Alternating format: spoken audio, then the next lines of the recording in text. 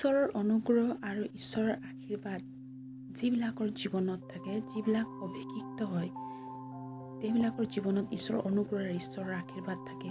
তেওঁলোকৰ মূৰত সেই আশীৰ্বাদ আৰু সেই অভিষেক তেওঁলোকে কঢ়িয়াই লৈ যায়।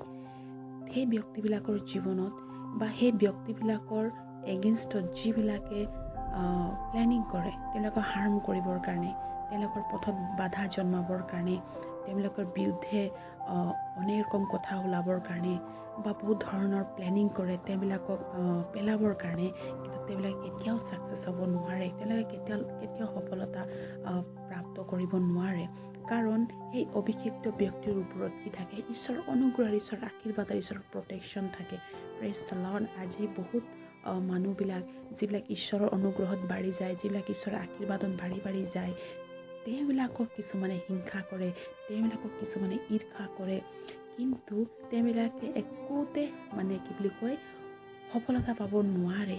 সেইটোৰ কাৰণে যিবিলাকে প্ৰভুত আগবাঢ়ি গৈছে, যিবিলাকে ঈশ্বৰৰ কাৰ্যত আজি আগবাঢ়ি গৈছে, তেওঁবিলাকক মই এইটোৱে কওঁ, আপোনালোকে আগবাঢ়ি যাওক, আপোনালোকে প্ৰভুৰ পথত, প্ৰভুৰ অনুগ্ৰহত, প্ৰভুৰ কাৰ্যত আগবাঢ়ি যাওক, কাৰণ ঈশ্বৰ আপোনাৰ লগত আছে, ঈশ্বৰৰ অনুগ্ৰহ আপোনাৰ লগত আছে। Praise the lord.